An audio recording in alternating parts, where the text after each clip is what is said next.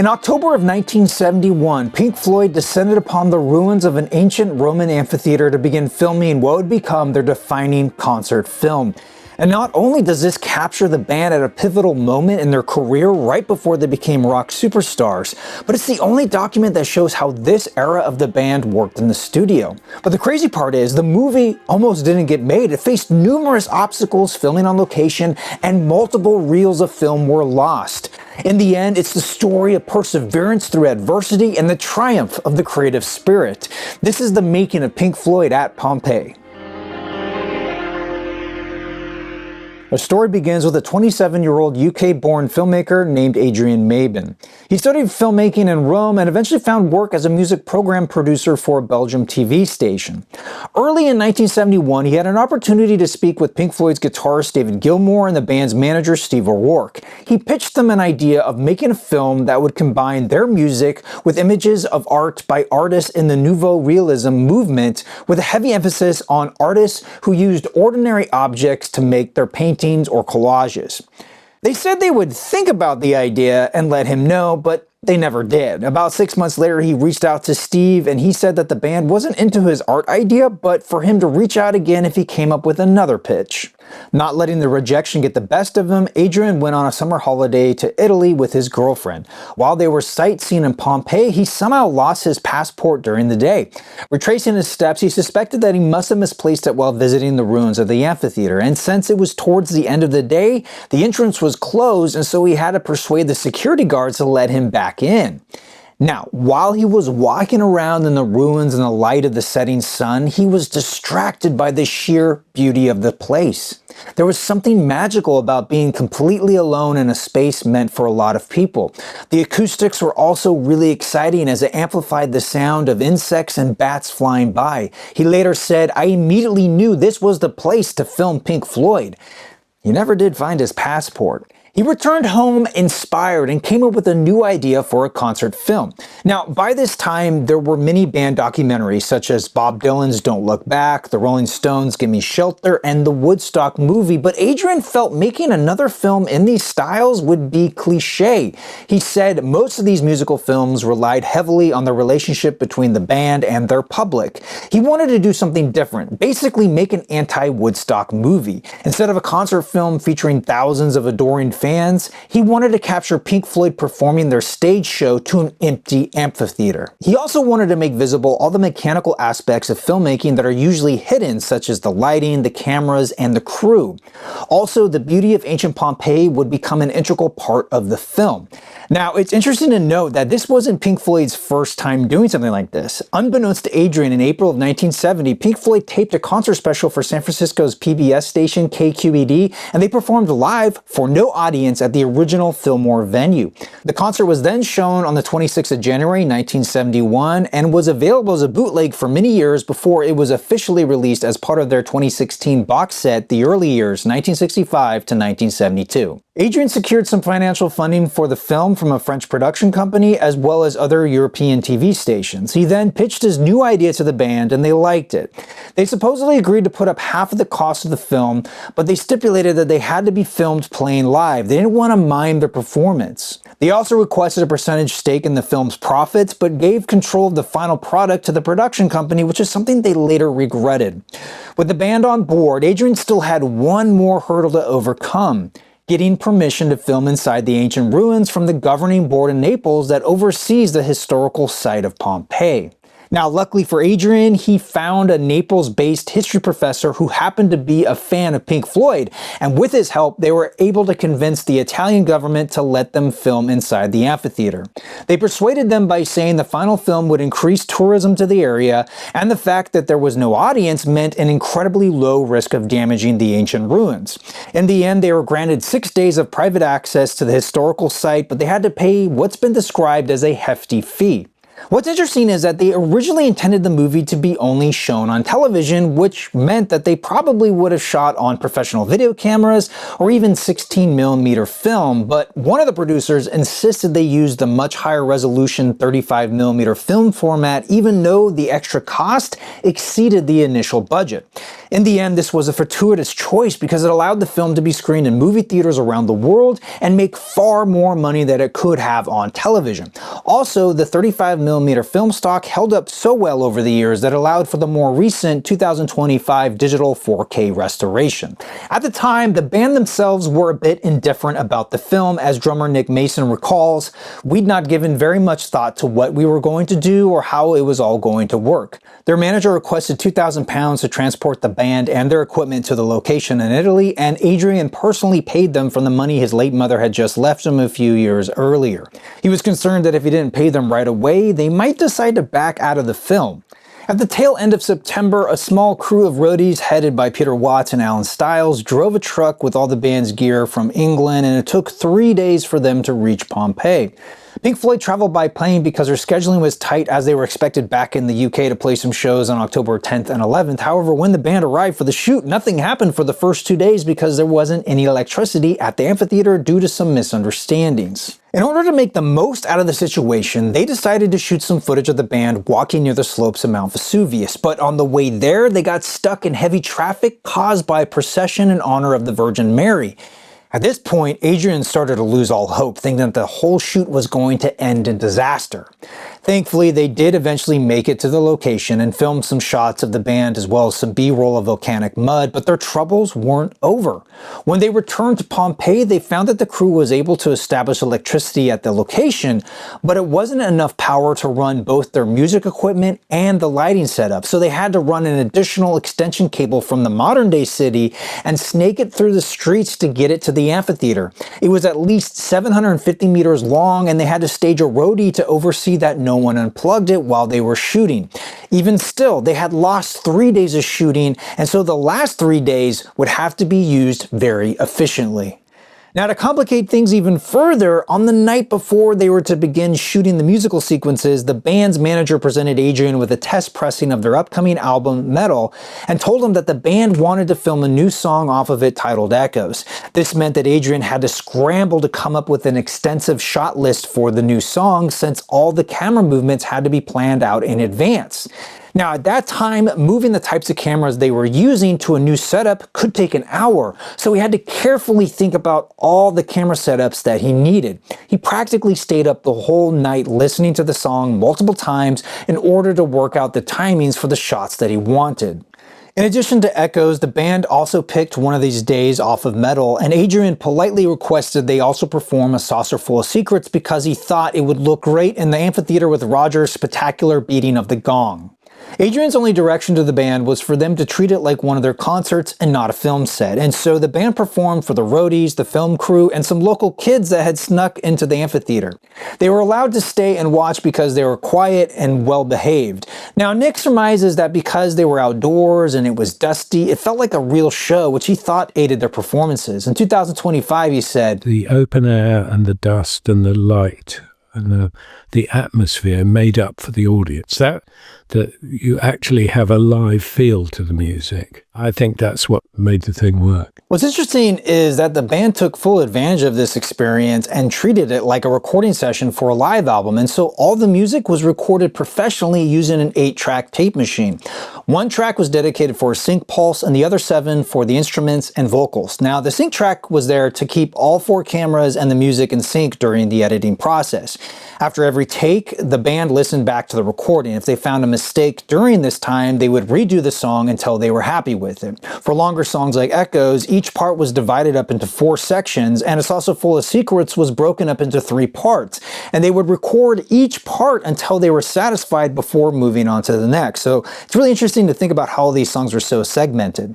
Now, when they listened back to these recordings, everyone involved loved how the amphitheater gave the audio a special quality. According to Adrian, Peter Watts told him that the sound was as good, if not better, than anything he had heard in a studio. It was because of the reverberations from the stone walls. The band even thought about maybe recording their next album this way, but of course, this didn't happen. Looking back, Nick said, "And what would have been great would have been to have filmed a Dark Side show, either in Pompeii or anywhere else." From the director's perspective, he enjoyed filming the band without a live audience because it allowed him to treat it like a real movie set. If there was a problem with one of the cameras, he could call for a cut and redo the take, which was something that was not possible with a traditional concert film. Even still, the shoot had lingering problems. The weather was hot and dry, which made shooting conditions less than ideal since there was barely any shade at the location. Also, for the performance of One of These Days, several reels of film were lost. Apparently, they were from the cameras covering David and bassist Roger Waters, which is why in the final cut of the film, that song is mostly made up of footage of Nick. And in one final problem, after everyone except for the director had departed, he was left with the hotel bill, but he was unable to pay, so the hotel basically held him hostage until funds were wired to him. In the end, Nick said filming was hard work with no leisurely nights out sampling the local cuisine and wine list, but the atmosphere was enjoyable with everyone getting on with their jobs. Filming lasted from October 4th through the 7th, after which the band returned to England to play a show at Bradford University on the 10th. But once in the editing room, Adrian realized he had a problem. He didn't have enough footage to complete the film. And so from December 13th through the 20th, when Pink Floyd were in Paris to oversee the audio mix of the film, he convinced them to shoot more performances on a soundstage in Boulogne Studios. Here they played 3 more songs on an empty soundstage, Set the Controls for the Heart of the Sun, Careful If That Axe Eugene, and a new version of Seamus called Mademoiselle Nobbs, named after the dog they got to howl at David while he played harmonica. Her name was Nobbs and she belonged to a friend of Adrian's. This was Pink Floyd's only live performance of the song. For the film version, Roger played one of David's guitars and a bass guitar was recorded and added later to the song. Now, for many of these studio shots, they employed a technique using a transflex type of projector, which was a fancy way of doing a front projection type of shot. Basically, a film projector was placed near the film camera but at a 90-degree angle.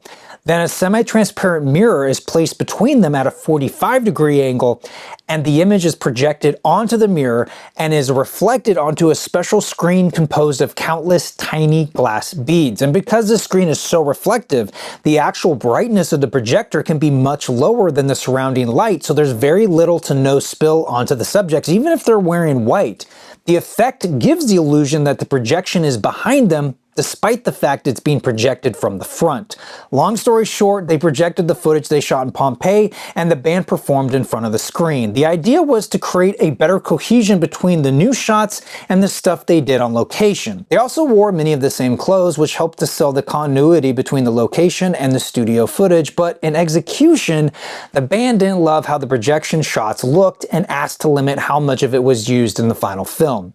Some of the more egregious uses of this pop up briefly during the first part of Echoes. On a side note, during the sequence for Careful With That Axe Eugene, you can see shots of volcanic eruptions and lava flow, and I believe this is all stock footage shot by other filmmakers and not during their time in Italy, mostly based on the fact that Mount Vesuvius is not the type of volcano that produces magma.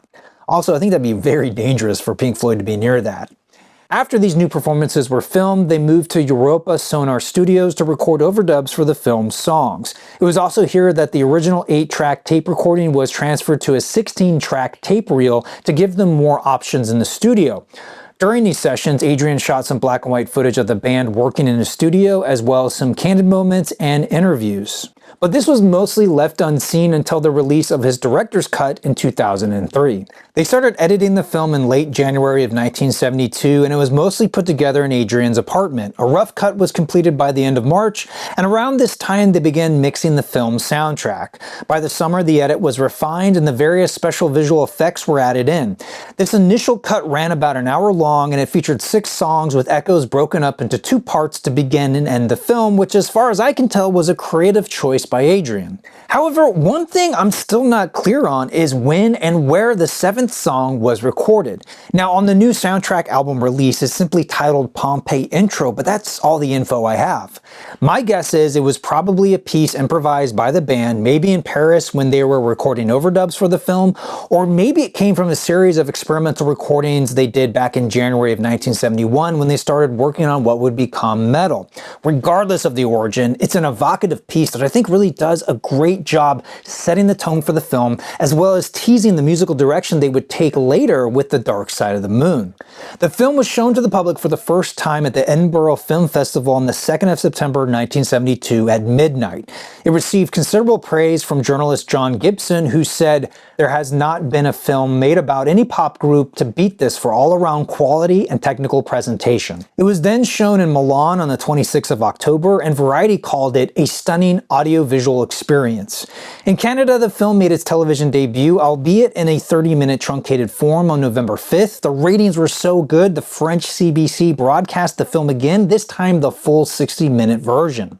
It was then supposed to premiere in London on the 25th of November at the Rainbow Theatre music venue, but it was cancelled at the last minute due to contractual and licensing reasons. The owners of the Rainbow waited until the day before the screening to let the promoters know that they have a policy that forbids the Rainbow Theatre from competing against their chain of movie theaters.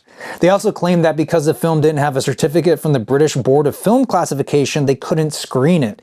The showing was sold out, and this left nearly 3,000 fans angry, many of whom had already started to queue up before the cancellation was announced. But despite the praise this version of the film was getting, Adrian felt it was still incomplete, and he wanted to show how the band creates their music. And so Adrian went fly fishing with Roger and pitched the idea of filming the band while recording in the studio, and Roger agreed. Adrian ended up filming the band at EMI Studios over a couple of days in early January of 1973. He brought one camera and a small crew to film the band in Studio 2, and it just so happened they were wrapping up recording what would become their monumental album, The Dark Side of the Moon. They ended up capturing them recording portions of 3 songs in the studio: On the Run, Us and Them, and Brain Damage. They also shot some interviews with the band, as well as some candid footage of them just hanging out in the canteen of EMI. But here's the thing that's not really talked about. Pretty much all of the stuff in the studio when they're playing, that was set up specifically for the movie. Pretty much the whole album was finished by this point. David said all of the filming of the Dark Side stuff is staged. Now, he does mention that when Roger is messing around with the synthesizer and what sounds like On the Run, that's actually real, but it's a different piece of music. He said, "It's quite a nice doodle, and I don't know why we never went further with it, but it's actually not related to On the Run." So with all this additional footage, the film's running time was extended to 85 minutes, and this new version premiered on November 2nd, 1973 in Montreal, Canada. The film did well enough at the box office, and Billboard reported that the number of prints ordered for Canada has been doubled. Despite this, though, the film had trouble finding a distributor in the United States. When a deal was finally made in February of 74, it was decided that the film needed a quadraphonic sound mix. Pink Floyd were not consulted for this quad mix. On April 24th, the film had its US premiere in Cincinnati, Ohio. Other test screenings followed, and by the end of August, the film gained a wide US release, no doubt aided by the wild success of their 8th album, The Dark Side of the Moon. Contemporary reviews of the film were mixed. Melody Maker magazine said it goes beyond perfection, while the New York Times tore the film apart, calling it a fan magazine article dressed up as a movie, and that their music failed at moving the listener. The LA Times was just as unkind, saying Pink Floyd is not very exciting on stage and is even duller on film. Billboard magazine was left disappointed, saying it is in fact rather dull, unimaginative, and hokey, and does not do justice to the Pink Floyd vision. The Montreal Gazette was more favorable, saying the movie was okay, but the soundtrack was something else. And the Hollywood Reporter said the film reflects the same evocative control that substantiates the group's music. In the end, the lukewarm reception from the critics didn't seem to faze moviegoers, and by October of 1974, the film grossed in excess of $2.5 million at the box office, which was quite a success considering the film was estimated to cost around $800,000 to produce. As the 70s wore on into the 80s, the film developed a cult following and was often screened as a midnight movie. And as early as 1976, it was made available on Betamax, and a VHS version followed soon after. Also, the producers were eager to capitalize on this film's success and wanted to make a sequel of sorts, so they asked Adrian to make other similar concert films such as The Moody Blues with the Grand Canyon in the background or Deep Purple in front of the Taj Mahal. But in the end, he declined, and I don't believe the producers ever created something similar. Over the years, Adrian continued to direct projects related to music as well as documentaries. At some point in the late 90s, he was approached by Universal Pictures to create a director's cut of the film. In preparation, he tried to locate the original camera negatives and outtakes and learned a horrible truth. The French film archive that was storing the over 500 cans of film prints and negatives incinerated them all to make room for more modern films. Apparently, the director of the archive at the time had never heard of Pink Floyd, and so he thought the film was of no value. Adrian was devastated by the news, but thankfully a 35mm negative of the film from 1975 survived and was used for his director's cut. The negative was digitally scanned, restored, and cropped to fit a 16:9 aspect ratio. For his cut, he rearranged some of the shots, deleted others, while adding newly shot footage of the ancient city of Pompeii, as well as some archival shots of the Apollo space program. He also added in some footage of the modern city of Pompeii, as well as some modern-day looking establishing shots of VMI Studios before we go into the scenes making the dark side of the moon. In a questionable choice, he added some new CGI footage of the solar system and a recreation of what ancient Pompeii looked like before its destruction, as well as showing it getting destroyed by the volcano. These clips have not aged well. But to his credit, he also added in just over 10 minutes of some previously unseen 16mm black and white film footage he shot of the band back in December of '71 while they were working in Paris. He would later edit this footage and release it as a standalone 52-minute documentary titled Chit Chat with the Oysters, which premiered in 2013. Storm Thorgerson, a longtime Pink Floyd album designer, worked on the director's cut DVD cover and menus, and the whole package was released in 2003. Most recently, the original 35mm cut negative of the 1972 version of the film was found after searching since 1994, according to the band's director of restoration, Lana Topham. Apparently, she said they were hiding in 5 mislabeled cans in the archives of Pink Floyd. The film negative, along with the later footage shot at Abbey Road, were digitally scanned at 4K resolution and painstakingly restored, going frame by frame. Then Steve Wilson conducted a new remix of the soundtrack, and it's now available in stereo, 5.1 surround sound, and Dolby Atmos mixes. This restored version of the film received the updated title Pink Floyd at Pompeii 1972 and was released to IMAX and regular theaters on April 24, 2025. On opening day, it grossed over $3 million, and by the end of the week, the total was nearly $6.5 million. On the 2nd of May, the film was released on streaming, DVD, and Blu-ray, and on the same day, the music was released for the first time as a standalone live album, and on May 9th, it went to the top of the official UK album charts, giving the band their 7th #1 album. Over the years, the film became an inspiration for other bands, including the Beastie Boys, who in 1992 paid tribute to Pink Floyd with their music video for the song Gratitude. It mimicked the look and filming style, but it was filmed in New Zealand. In 2010, Korn was inspired to make their own concert film in the same style. They filmed in a crop circle on some farmland in Kern County near Bakersfield, California. Then in July of 2016, David Gilmour revisited Pompeii's amphitheater for 2 concerts on his Rattle That Lock tour. During his visit, he was made an honorary citizen of Pompeii. These concerts were recorded and released as a concert film and live album in 2017.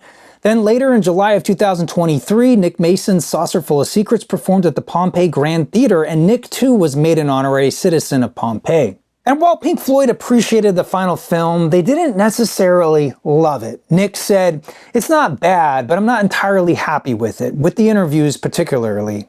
Years later, he said, "We never saw any money from it for a long time. On the other hand, it turned out to be a very good film."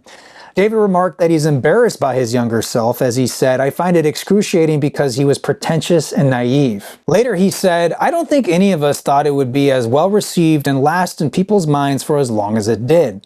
All credit to Adrian Mabin. It's his idea and it was great."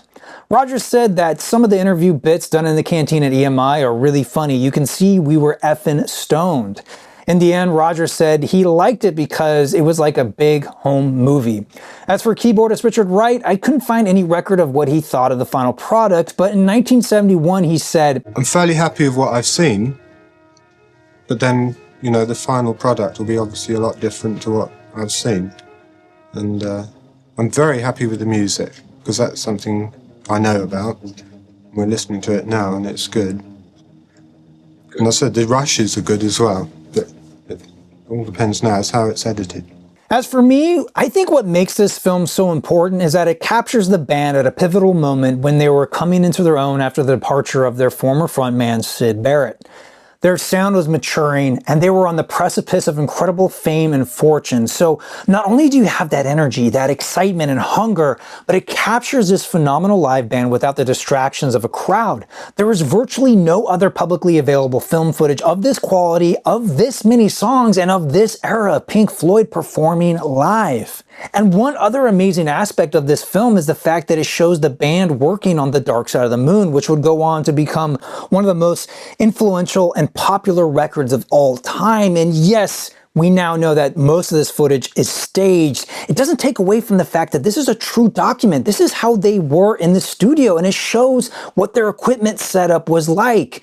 And to think all of this came down to sheer luck that we even can see this. I mean, Adrian was really curious on how they made their music in the studio, and on a whim, he asked to film them. I mean, he could have asked to film them sooner, and we would have gotten footage of them making Obscured by Clouds. While not a waste, not nearly as iconic as the footage we did get. And the performances by the band are strong, and the song selection is a really interesting cross-section of their past, their present, and looking towards the future with Dark Side.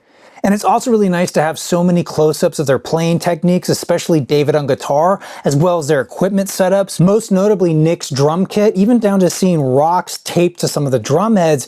And this was something that was really difficult to see, even if you were lucky enough to catch them in concert, so it's great to have this preserved on film.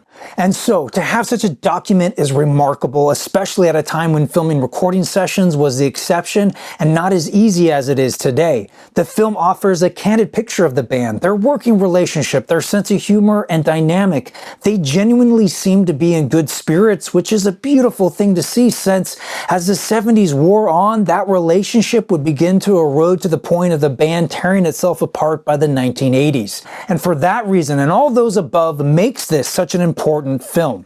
Okay, so lastly, I want to leave you with something I find really interesting that I couldn't find a place for it anywhere else in this video, and that is the fact that this film didn't initially have a title, or rather, the naming of it was inconsistent. So during my research for this video, I came across dozens of newspaper ads and contemporary reviews that simply referred to it as Pink Floyd.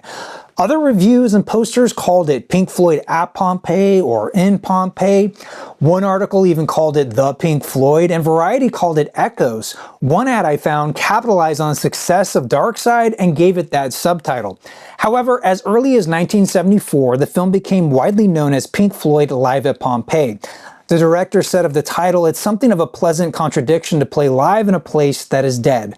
Most recently, in 2025, the title changed again, this time dropping the word live and adding the year 1972 in Roman numerals, reflecting the year the film premiered. And sadly, as I was finishing the edit of this video, I learned that director Adrian Maben passed away at the age of 83 on the 28th of October, 2025. I am grateful, though, that he was able to live long enough to see his film restored to all its glory. And that is the story of Pink Floyd at Pompeii. If you haven't seen the film yet, you really should. The brand new 2025 release is an excellent way to see it, as it contains two versions of the film, the original 60-minute cut and the later 85-minute cut, which includes the interviews and footage from when they were working on Dark Side. Now, you could also check out the director's cut that came out in 2003. It's available on DVD, but you can always watch it over on archive.org. Personally, I don't think you really should see it. In fact, I think it takes away a lot of the charm of the original 85-minute cut, which I think is the definitive version of this film. You can also check out the soundtrack albums available on vinyl, CD, as well as streaming. It's been bootlegged a bunch over the years, so it's nice to finally have an official version. Plus, it includes some bonus tracks, that intro instrumental song, an alternate take of Careful That Axe Eugene, and a previously unreleased extended version of A Saucer Full of Secrets. I have the 2LP version here, and I really like the new cover art. All right, everybody, that will do it for today. Be sure to let me know what you think of the film, which version you prefer. Leave a comment down below. Also, if you're looking for more videos on Pink Floyd, be sure to check out my video on the making of metal. It's a really interesting story of how Pink Floyd found the sound that would go on to define their most commercially successful period, and it pairs really well with this video. Until then, I want to thank you all so much for watching, but also want to thank my members over on Patreon who really help to keep this show going with their monthly support. I'm your Vinyl Geek, and I'll catch you on the flip side.